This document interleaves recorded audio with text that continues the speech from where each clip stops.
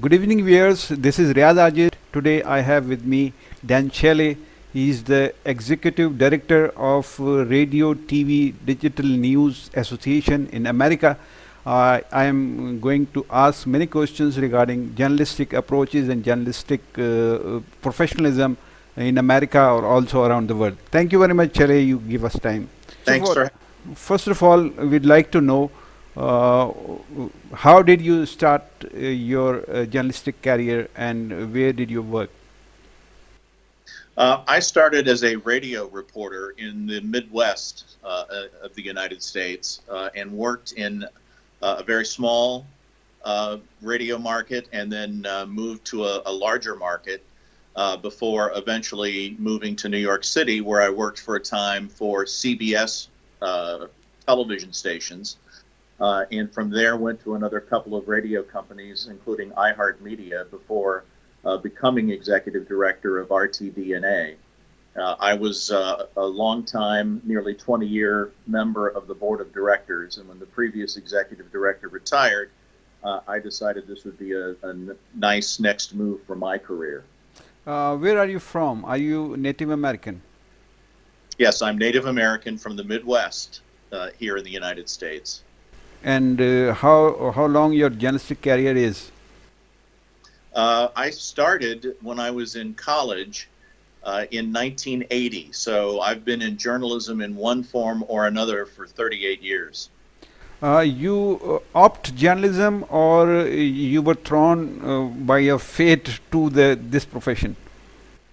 I would say I was drawn by fate to this profession.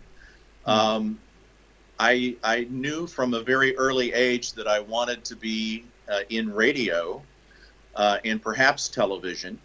At first, I thought I wanted to be a disc jockey, but a very wise advisor when I was in high school told me that I did not want to be a disc jockey, that I wanted to be a journalist, because journalists, when they get old, he said at the time, all those years ago, are considered statesmen. Hmm. And everyone forgets about disc jockeys after they retire. And so that piece of advice that I received at a very young age, while still in high school, changed my life, and I immediately pivoted my studies toward journalism and have had a very nice career in journalism, as I said, for 38 years now and counting. Where did you enjoy more? I mean, it is in television or radio? I would say radio is my first love, uh, and the work I did in at CBS Television was in the digital business unit of CBS television stations, where I helped launch and grow the digital business for all of the CBS owned television stations across the country. So you think radio is better for you, and you enjoyed more in radio. Radio gives you a lot of freedom. Television obviously is a very powerful medium, but radio, I like to believe, is a more intimate medium because people can take radios with them wherever they go. They can have them in any room in their home, and something about uh, a spoken word. And there's a saying about radio in the United States. Radio is theater of the mind. So if you can paint a good picture with your words as a radio correspondent, then people can use their own imaginations to picture what actually is happening that you're describing. I think it provides a lot more freedom as a journalist and is, as I said, a much more intimate medium. Then in Pakistan, we see radio is very weak medium, has become very weak medium because people are not interested in radio and they try to watch television. I want to ask you, in America, what radio importance has up till now? Radio has gone through a tremendous amount of change as an industry in the 38 years that I have been in media. It started out much more powerful than it is today in terms of journalism. Radio is still extremely powerful. It still reaches more homes than television in the United States. However, there's not quite as much uh, journalism occurring on the radio today, generally speaking, in the United States, as there was when I started. There are a number of notable exceptions, a number of very strong and very powerful and very profitable all news stations and news talk stations, but not as many as there used to be. Okay, journalism in America, at what standard is it is standing right now when you are doing journalism and the new generation is also coming and new journalists are coming? What is the difference between you, what you were doing in the journalism and the coming generation in America? Well, there's several differences, chief among them technology. Here in the United States, most young people today get their news and information from smartphones and tablets and computers. And they're on platforms such as Snapchat and Instagram and not so much Facebook, as that tends to skew a little older in terms of the people who tend to use Facebook more. But social media has become extremely important to the younger generation. And what I call the legacy media, the traditional radio and television companies that operate here in the United States, are adapting to present their news and information that they gather on those new platforms to ensure that they remain viable well into the future as the current young generation grows older. I mean to say, generation having professional approaches like you in your time, it was something very different, and the journalistic approaches were different, and also the investigative reporting was different. Now, what do you think? What standard they are adopting? I think investigative reporting, for starters, is actually much better today than it was when I started. You have a lot of the companies that own television stations, for example, and some radio stations in the United States that are really making significant investments in beefing up or enhancing their investigative reporting units. And I think that's a very positive development because when a local television station, for example, does an investigative report that exposes a problem in the community it serves, it often serves as a catalyst for change, for positive change in that community. So investigative reporting is becoming much more prevalent and much more important in the United States today than even when I started all those years ago. Here in Pakistan, we see a problem that the juniors who are coming in this profession, they do not respect seniors. What scenario is in America? Well, I'm heartened by the fact that journalism schools, colleges and universities in the United States that teach young people how to become journalists are seeing a significant increase in enrollment. And I think that bodes very well for the future of journalism in the United States because more and more young people are getting into the field of journalism. They may conduct that journalism on platforms that don't exist today.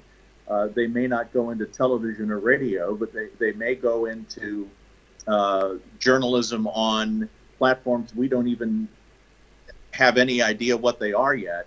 But we are seeing an influx of young people entering the journalism field, and I think that's a very positive development No, here in America. this was not my question. My question was, youngsters are coming in this field, and they do not think this journalist is this much senior from me, and I must respect him or her. He is just taking as granted the seniors. This is happening in Pakistan. Is it happening in America? No, it's not actually. While a lot of new journalists who are entering the field in America may look at traditional television or traditional radio with some degree of disrespect, the elder journalists are widely respected by the new people who are entering the field, because those new people realize that the older journalists, the more experienced journalists, have a lot to teach them, and they can learn a lot from them, and there tends to be respect in that regard. Okay, in poor countries or developing countries, the standard of journalism is not this much high as it is in America or in Western world. What I mean, steps we should take to upgrade the standard of journalism in poor countries or the developing countries like Pakistan? I would say, remember, first and foremost, if you are a journalist, you are there to serve the public. You are there to inform the public. You are there to speak truth to power. You are there to hold the powerful accountable. You are there to expose problems in communities, large and small. You exist to create a more informed and educated society. You really are performing a vital public service on behalf of the audiences that you serve. And I would urge journalists in all countries around the world, developing countries, poor countries, and even rich industrialized countries, never to forget what their role in society is, and that is to create a more informed and educated society. This is very important. What I want to know from your side, that in journalism there are very different ways, and people are coming from different sects of the society. Uh, if journalists are carrying any political agenda, what do you say about that, journalists or association of journalists?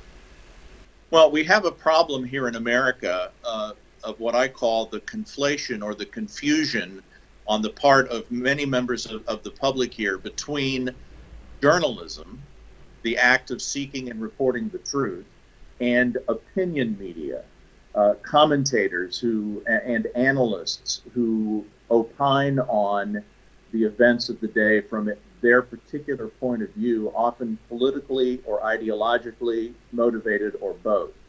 And I think it is very important all around the world, and obviously here in the United States, that news organizations and media companies clearly define for the audience the difference between journalism and opinion.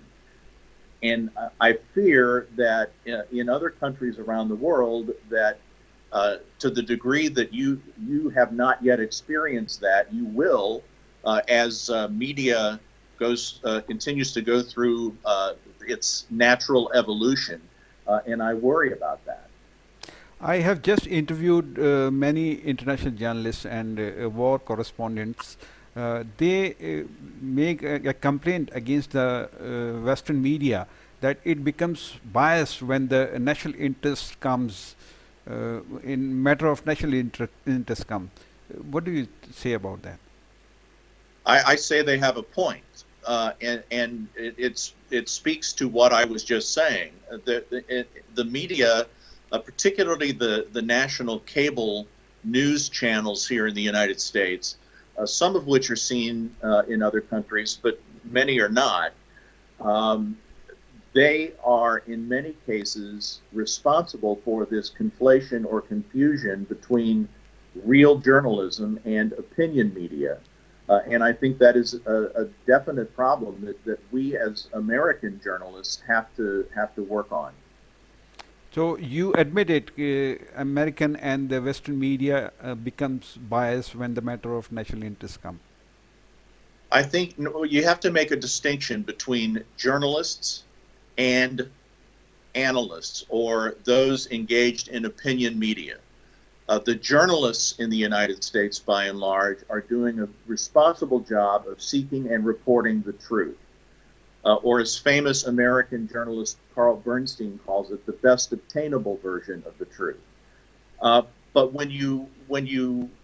if you're a cable network, for example, here in America, and you air a report from a journalist and put that journalist on a panel with opinion media personalities, it's very easy for the public to confuse what is journalism, what are the facts, and what are the opinion media personalities take on the facts or viewpoint on the facts. Okay, let And I me think that is a problem. let me ask a question in the same context. In Iraq, when the Saddam Hussein regime was there, it was blamed that it has biological weapons, and none of the Western media refused this news. And later on, we came to know that the news was wrong and the reality was different. So, what would you say about it? Well, that was a very different and unique time here in the act a couple of years prior to that by Al Qaeda. We had gone through a tremendous amount of national emotional trauma and physical trauma. And I do think, and other journalists have said this as well, I do think that in this very patriotic fervor that emerged following the 9/11 attacks, that some journalists, many journalists, if not most journalists, did take at face value whatever the United States government said about Iraq or any other perceived enemy. And there wasn't enough, there was some, but there wasn't enough in retrospect, tough questioning and skepticism among journalists about what the Bush administration was saying relative to chemical weapons and biological weapons in Iraq and other perceived countries, other perceived enemies, countries that were perceived as enemies at that time. I think we've learned lessons from that. I don't think we'll see that again in the future. But I am not alone among American journalists in feeling that in the post 9/11 patriotic fervor that existed here in the United States, we made some mistakes. Now it is also happening. I must give you the example. Yesterday, I interviewed a Syrian journalist. He is the president, rather general secretary of the Syrian Journalists Association. He blamed that Western media has become biased in Syrian position and Syrian situation. So same is happening. Like it happened in Iraq, and same is happening in Syria and also in other countries where America is involved in wars. Well, not having been privy to the conversation that you had with the Syrian journalist, and I respect that person's point of view, I would respectfully disagree with it, and say that by and large, from where I sit, from my perspective, Western journalists are doing a responsible job of reporting on the conflict in Syria, and all of the aspects that are involved there, the civil war that's been going on, the Russian intervention, the American use of force in Syria, the ISIL pockets that continue to wreak havoc in parts of Syria, the evacuation of the White Helmets, and the other humanitarians that are in No, grave no, danger there. I'm not getting the answer of my question. I must repeat it and should elaborate my question more.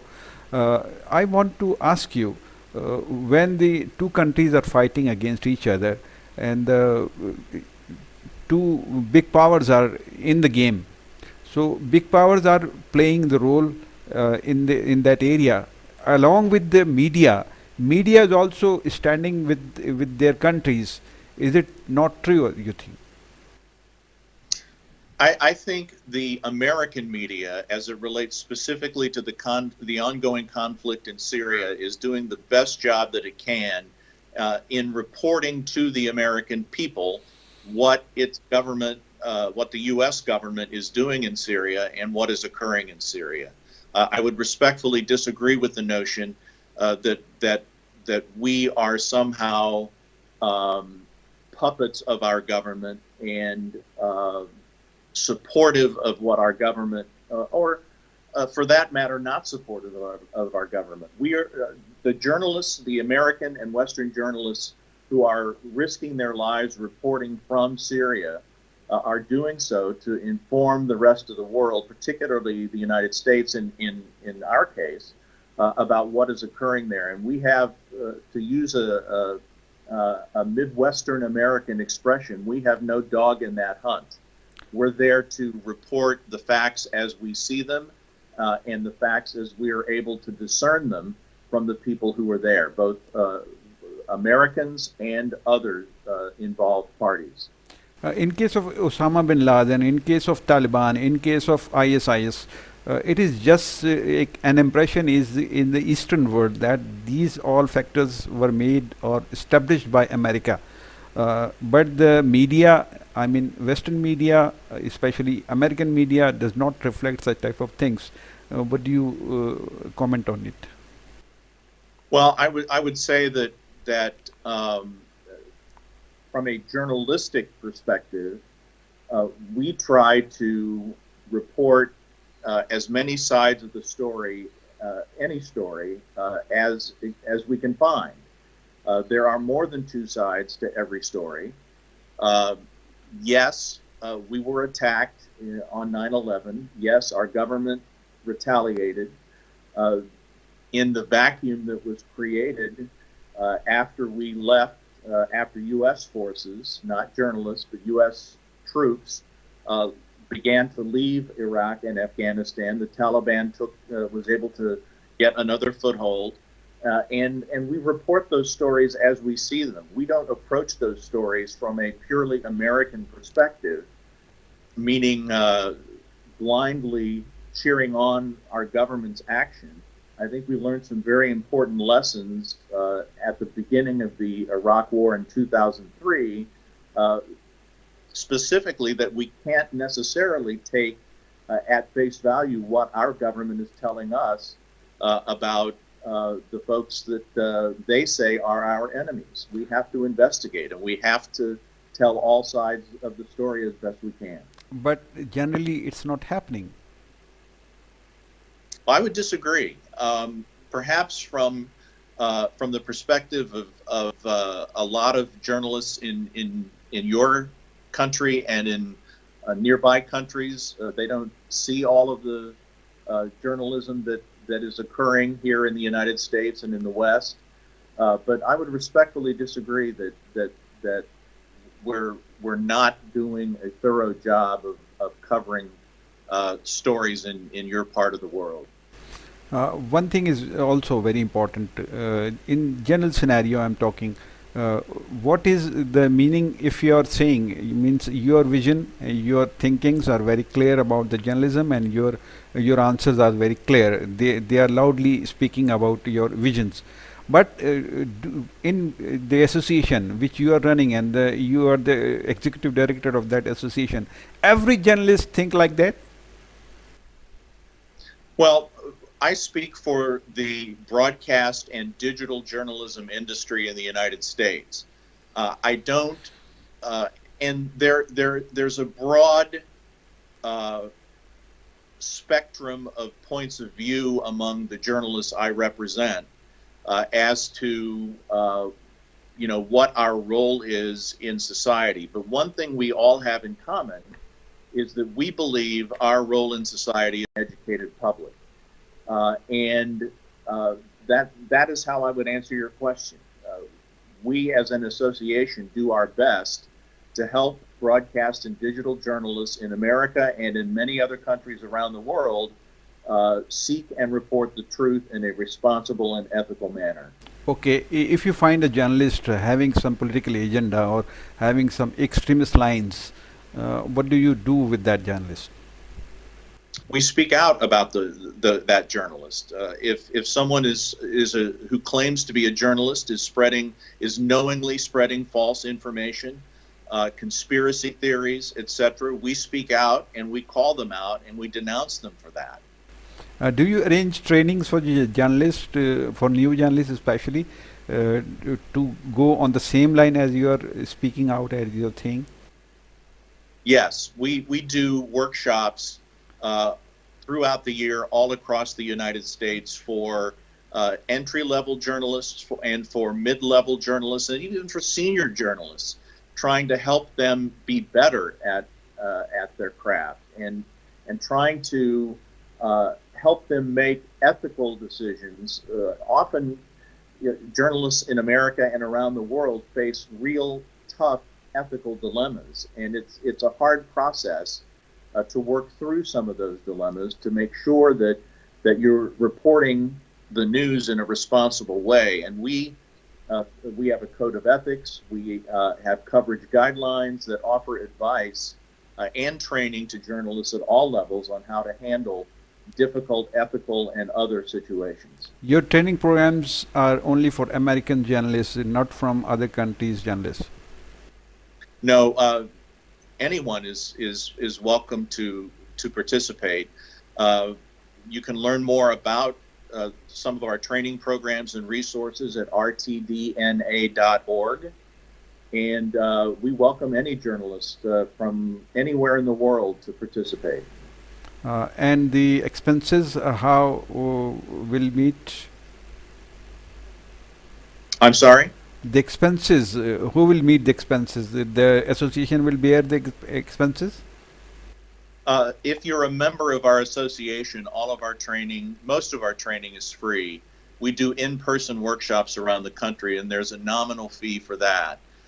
But anything we do online, there's just a nominal fee of a few dollars to participate in the online trainings that we do throughout the year. Okay, how many members you have in your association? We have about 1,200 members, mostly from the United States and Canada, but we're also represented by members on virtually every continent in the world except Antarctica. There are at least a handful of journalists in every continent who belong to or are part of our association. If a person who is a journalist, in a cover of journalist, he is an agent of any spy or any security agency, he is working in the cover of journalist. Do you find such type of journalists around you? Generally, no. I have had inquiries from news organizations, supposed news organizations, that are widely recognized to be part of a particular nation's government and are not independent journalists. And I have discouraged their membership in our association and their participation in our programs. We're not a regulatory agency. We don't license journalists. We don't accredit journalists. We encourage journalists to be better at what they do and more ethical at what they do. And if someone inquires about a membership from a known government-run news organization, particularly from a government that is hostile toward the United States, we strongly discourage their membership in our association. Okay, standard of journalism I was just talking about, and you gave many answers. I recalled one question in the same contest. WikiLeaks came a few years back. What do you think? It is journalism? I think, no, I don't think it's journalism. I think WikiLeaks is a conduit of information, leaked information or secret information that our government or someone else has determined should not be in the public domain. I don't consider that a form of traditional journalism. However, we have in America, as you know, the First Amendment, which gives everyone the right to freedom of the press and freedom of speech. We have the First Amendment to our Constitution, which guarantees freedom of the press and freedom of speech, and we support the First Amendment, all aspects of it. We support the right of WikiLeaks and others to disseminate information, but when an outlet such as WikiLeaks does so with a political motivation, that really doesn't fall into the same category as what a traditional journalist would do. So you don't call that journalism? I suppose in a broad sense, you would have to consider it journalism. In my personal opinion, it's not journalism; it's the leaking of information. And what do you say? Okay, what do you say about Panama Papers? Same? Same thing. Now, I will say this about WikiLeaks, about Panama Papers, and about other organizations that spread classified or otherwise secret information. That once they share that information, it is the responsibility of journalists to make a decision as to whether or not we publish or broadcast the information leaked by those organizations. And in many cases, journalists have done so. Okay, Mr. Dan, time is over, and I have only two questions to ask more. I must ask, I had to ask many questions, but the time is no more. So, this is my second last question. What do you understand with the criteria of that freedom of expression? What do you mean by that, and do you think freedom of expressions have some boundaries? Yes, they definitely have boundaries. The First Amendment to our Constitution guarantees every American the right to freedom of speech, freedom of expression, but that doesn't mean that you can say anything you want and not necessarily expect repercussions from what you do. I mean, the highest court in America, the U.S. Supreme Court, has consistently ruled throughout the decades, particularly since the early 20th century, that there are limits to free speech. I just interviewed Danish journalists last 2 days ago, and I asked this question regarding the cartoon they were published. He supported that view. Do you support that such type of cartoons may be published in a paper which hurts billions of people? It depends on the cartoon. There's a rather well-known case here in America. A cartoonist for the Pittsburgh Post-Gazette was publishing cartoons that were critical of President Trump.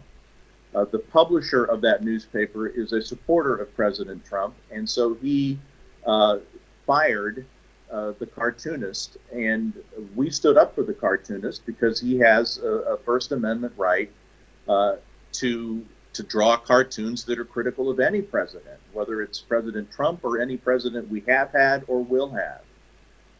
But cartoons that openly advocate violence, I think, are improper and are not really journalism. They're propaganda. The cartoons were against any religion or the religion faiths. Do you support that type of cartoons may be published, or if a cartoonist publish this type of cartoon, will you support that journalist? I think it depends on the cartoon, and it depends on what the actual message is. I would have to make that decision on a case-by-case basis. I know that many religions are highly offended when cartoons are published that are critical of their religion or their religious leaders. And I also know that lives have been lost and lives have been endangered merely by publishing such cartoons. I'm talking about. Let me clear it. I'm talking about Muhammad sallallahu alaihi wasallam, peace be upon him. Cartoon about this cartoon was reflecting Muhammad, peace be upon him. He was a prophet. So freedom of expression allows anybody to publish a cartoon which is relating to any religious faiths, and it is hurting billions of people around the globe, and which is creating violence in the country. Well, I condemn all violence, particularly against journalists, but against anyone else. I also think that journalists have a responsibility, be they editorial cartoonists, be they reporters, be they editors. They have a responsibility to be sensitive to particular religious or other concerns that are deeply and legitimately held by some.